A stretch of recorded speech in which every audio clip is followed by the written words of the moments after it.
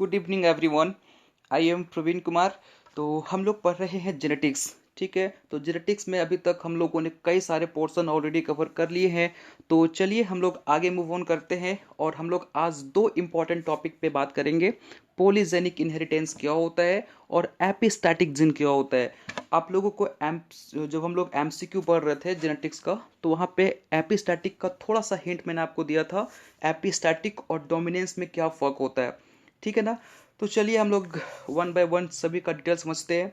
सबसे पहले polygenic inheritance क्या होता है। पॉलीजेनिक इनहेरिटेंस, डोंट वरी, मैं आपको समझाता हूँ। बट सबसे पहले कुछ बेसिक एग्जांपल ले लेते हैं ताकि जो आपके कंसेप्ट है वो क्लियर हो जाए। पॉलीजेनिक इनहेरिटेंस अगर हम अपने चारों तरफ देखें तो आपको कई सारे लोग दिखाई पड़ेंगे, ठीक है। अगर हम बात करें उसमें कुछ इंपॉर्टेंट करेक्टर की, जैसे कि हेयर कलर ले लो, तो हेयर कलर सबका इक्वल नहीं होता है। अगर आप नोटिस करना तो किसी के हेयर होते हैं वो वाइट कलर के होते हैं। जैसे आप विदेश चले जाओ तो वहाँ पे क्या होते हैं, जो लोगों का हेयर होता है वो काफ़ी ज़्यादा वाइट होता है ना। अगर आप ऐसे जगह पे चले जाओ जहाँ पे ब्लैक लोग रहते हैं तो उनके हेयर काफ़ी ब्लैक होंगे। और हमारे इंडिया में तो सारे का कॉम्बिनेशन होता है, तो यहाँ पे ज़्यादातर ब्लैक और ब्राउन आपको देखने को मिलेंगे। तो हेयर कलर भी हो गया पॉलीजेनिक इनहेरिटेंस का एग्जाम्पल। स्किन कलर, आई कलर, हाइट, ये सारे बेस्ट एग्जाम्पल हैं पॉलीजेनिक इनहेरिटेंस का।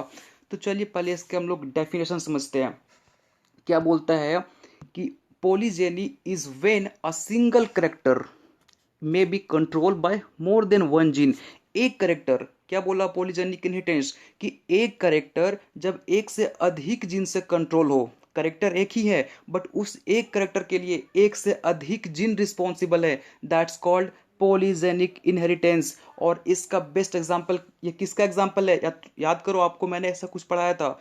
तो पॉलीजेनिक इनहेरिटेंस बेस्ट एग्जांपल है इंटरेक्शन ऑफ जीन का, ठीक है।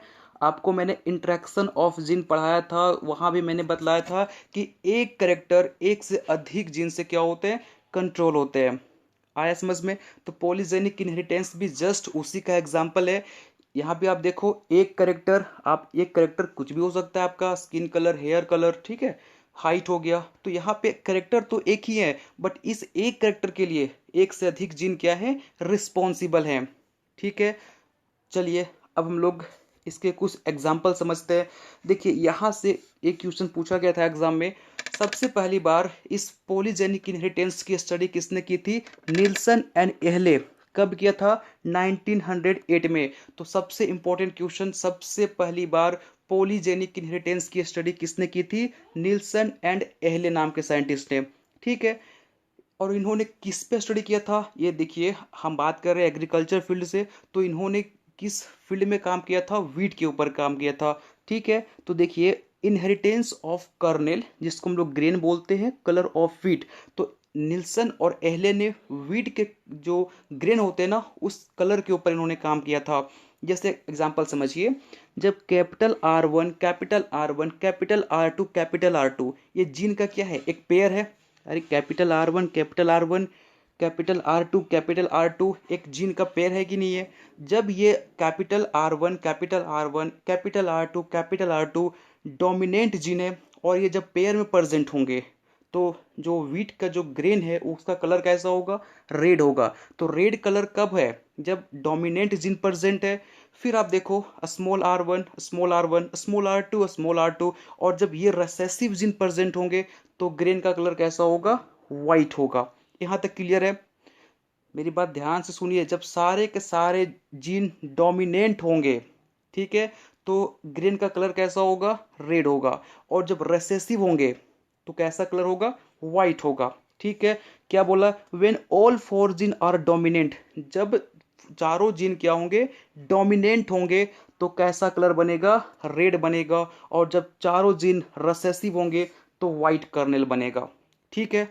तो डोमिनेंट कब हो रहा है, जब चारों जीन, अरे भाई रेड कलर कब हो रहा है, जब चारों जीन डोमिनेंट हैं। व्हाइट कलर कब हो रहा है, जब रेसेसिव है। कुछ इसी तरीके से हमारे स्किन कलर के साथ भी होता है। जैसे मान के चलें कि capital A1 capital A1 capital A2 capital A2, ये क्या है, डोमिनेंट जीन है। और ये जब डोमिनेंट जीन प्रेजेंट होंगे तो ह्यूमन का जो स्किन कलर है वो कैसा होगा, ब्लैक होगा। तो जो ब्लैक इंसान होते हैं ना, उनमें सारे के सारे डोमिनेंट जीन प्रेजेंट होते हैं। इस ब्लैक को अगर आप बुक में पढ़ोगे तो इसको नेग्रो बोलते हैं, है ना। Black is not best word, इन लोग के लिए निग्रो वर्ड यूज किया जाता है। बट अगर small a1, small a1, small a2, small a2, ये क्या है, रेसेसिव जीन है। और जब ये रेसेसिव जीन प्रेजेंट होगा किसी इंडिविजुअल के अंदर तो उसका कलर कैसा होगा, फेयर होगा। ठीक है, तो फेयर कलर के लिए कौन सा जीन रिस्पॉन्सिबल है, रेसेसिव जीन। और अगर ब्लैक या नेग्रो कलर के लिए कैसा जीन रिस्पॉन्सिबल है, आपका डोमिनेंट वाला। ठीक है, और अगर ऐसा समझो कि जो विदेशी लोग हैं या फिर जो फेयर लोग हैं, ठीक है, उनका अगर मैरिज करवा दिया जाए ब्लैक वाले पर्सन के साथ निग्रो वाले पर्सन के साथ, तो दोनों का जो कॉम्बिनेशन आएगा क्या आएगा, capital A1, small A1, capital A2, small A2। ये क्या है, दोनों का कॉम्बिनेशन है। और मेडिकल टर्म में इन दोनों के कॉम्बिनेशन को क्या बोलते हैं, मुलेटोज बोलते हैं। ठीक है, तो याद रखना, जब निग्रो और फेयर को क्रॉस कराते हैं तो एग्जाम्पल तो क्या आता है आपका, मुलेटोज आता है। ठीक है, मुलेटोज जो है ना वो दोनों का कॉम्बिनेशन है। ठीक, चलिए इसको मैं इरेज कर दे रहा हूँ। यहाँ पे देखें आप, phenotypic expression depend upon number of dominant gene. बिल्कुल सही बात है, अगर सारे के सारे डोमिनेंट जीन प्रेजेंट हैं तो आपको फिनोटिपिक एक्सप्रेशन अलग दिखाई पड़ेगा।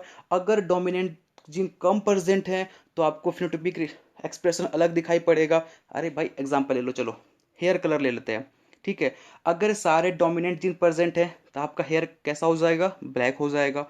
अगर सारे के सारे डोमिनेंट जीन नहीं प्रेजेंट है तो हेयर कलर कैसा हो जाएगा, वाइट हो जाएगा। अगर कुछ ही डोमिनेंट जिन प्रेजेंट है, ब्राउन हो जाएगा, है ना। तो एक फंडा आप दिमाग में रखना कि अगर डोमिनेंट जिन सारा के सारा डोमिनेंट जिन है तो कलर कैसा बनेगा, डार्क बनेगा। ठीक है, अगर सारे डोमिनेंट जिन प्रेजेंट नहीं है, एक भी डोमिनेंट जिन नहीं है, सारे के सारे रिसेसिव है, तो उस कंडीशन में आपका जो कलर बनेगा वो फेयर बनेगा। ठीक है, और अगर दोनों का बीच में है तो वो कॉम्बिनेशन बनेगा व्हाइट और फेयर का। ठीक है, व्हाइट और ब्लैक का। ठीक है ना, तो यहाँ तक समझ आया। चलिए इसके क्रॉस देखते हैं हम लोग। यहाँ पे देखिए, जब रेड कर्नल को हम लोग व्हाइट कर्नल के साथ कॉम्बिनेशन करवाते हैं, क्रॉस करवाते हैं, तो फर्स्ट जनरेशन में आपको पिंक कर्नल दिखाई पड़ता है। ठीक है, आपको मैंने पढ़ाया हुआ है क्रॉस, है ना, तो उसको आप खुद से करके भी देख सकते हो। फिर इसको हम लोग क्या कराएंगे, सेल्फिंग कराएंगे। और सेल्फिंग कराने के बाद जो आपको F2 जनरेशन में फिनोटिपिक रेशियो दिखाई पड़ेगा, सॉरी यहाँ पे देखिए, है ना, F2 जनरेशन में जो आपको फिनोटिपिक रेशियो दिखाई पड़ेगा वो कुछ ये दिखाई पड़ेगा। आपको एक रेड मिलेंगे, 4 डार्क पिंक मिलेंगे, एक सिर्फ पिंक मिलेगा। यहाँ पे दिखाई पड़ रहा है डार्क पिंक, मतलब सारे के सारे जिन डोमिनेंट वाले हैं। पिंक मतलब कुछ जिन होंगे जो डोमिनेंट होंगे, बाकी रिसेसिव होंगे। ठीक है, 4 लाइट पिंक दिखाई पड़ेगा और आपको एक वाइट दिखाई पड़ेगा। तो मोस्ट इंपॉर्टेंट कि आपको पॉलीजेनिक इनहेरिटेंस में रेशियो क्या दिखाई पड़ता है, 1:4:6:4:1। तो आप ये रेशियो याद रखना, ये रेशियो दे के एग्जाम में आपको पूछ दिया जाएगा किसका ये एग्जाम्पल है। ठीक है, आया समझ में। अब चाहो तो इसको खुद से आप क्रॉस करवा के देख लेना, चेकर बोर्ड पे आपको यही रेशियो दिखाई पड़ेंगे। ठीक है, आगे बढ़ते हैं।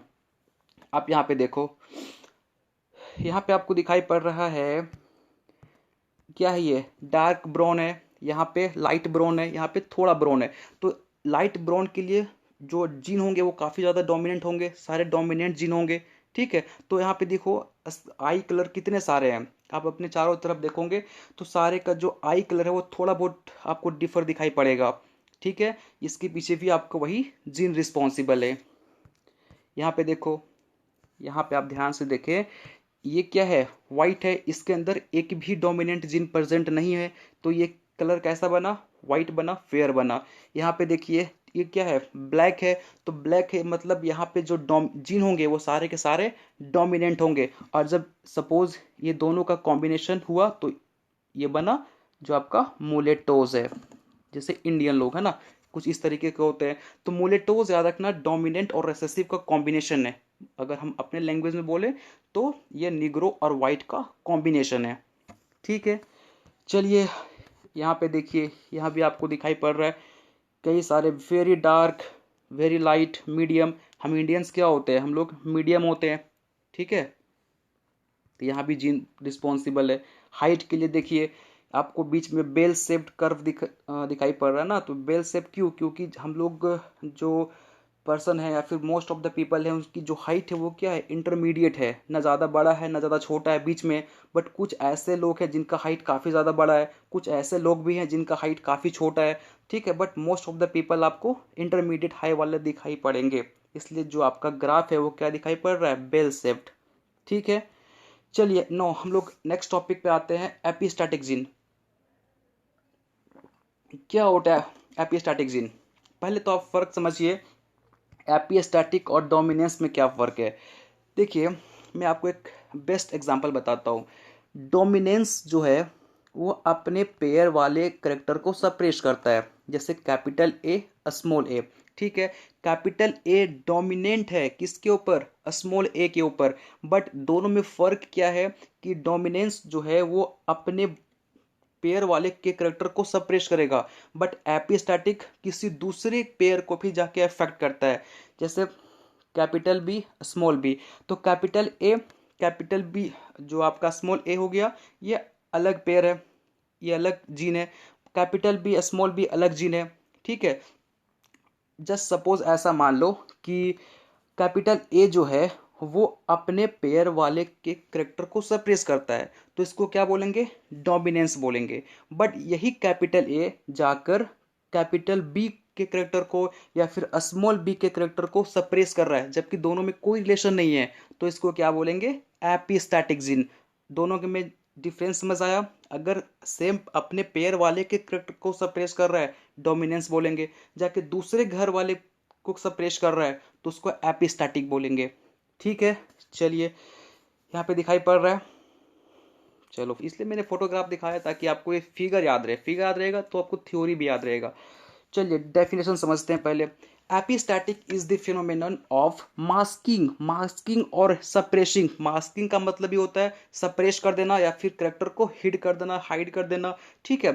The expression of gene by another non allylic gene, क्या बोला, नॉन एलेलिक जीन, जिसका कोई आपस में संबंध नहीं है। मैंने बताया ना capital A small A, capital B small B, capital A का कोई रिलेशन नहीं है कैपिटल बी के साथ, बट फिर भी जाके उसके करेक्टर को सप्रेस कर रहा है, तो उसको क्या बोलेंगे, एपिस्टैटिक जीन। अब एक चीज आपको दिखाई पड़ा होगा, एक होता है एपिस्टैटिक, एक होता है हाइपोस्टैटिक। अब दोनों में क्या फर्क है, देखिए जो करेक्टर को दबा रहा है, जैसे कैपिटल ए जाके कैपिटल बी के करेक्टर को क्या कर रहा है, सप्रेस कर रहा है, तो कैपिटल ए क्या हो गया, एपिस्टैटिक। और जो दब रहा है, जिसके करेक्टर को वो दबा रहा है और जो दब रहा है, वो क्या हो गया, हाइपोस्टैटिक, ठीक है। तो हाइपोस्टैटिक का मतलब जिस जो दब रहा है, जैसे कि यहाँ पे देखिए इस फिगर में देखिए आप, ये जो है वो इसको दबा रहा है, तो जो दबा रहा है वो एपिस्टैटिक हो गया, जो दब रहा है वो क्या हो गया, हाइपोस्टैटिक। आया समझ में। चलिए तो आई थिंक आपको आज का लेक्चर समझ में आया होगा। तो कोई डाउट है तो आप मुझे कमेंट बॉक्स में पूछ सकते हो, या फिर हमारे व्हाट्सएप ग्रुप पे आप ज्वाइन होके वहाँ पे भी अपने डाउट पूछ सकते हो, मैं 100% रिप्लाई करूँगा, है ना। तो चलिए नेक्स्ट लेक्चर में हम लोग मिलते हैं नेक्स्ट टॉपिक के साथ। Thank you so much.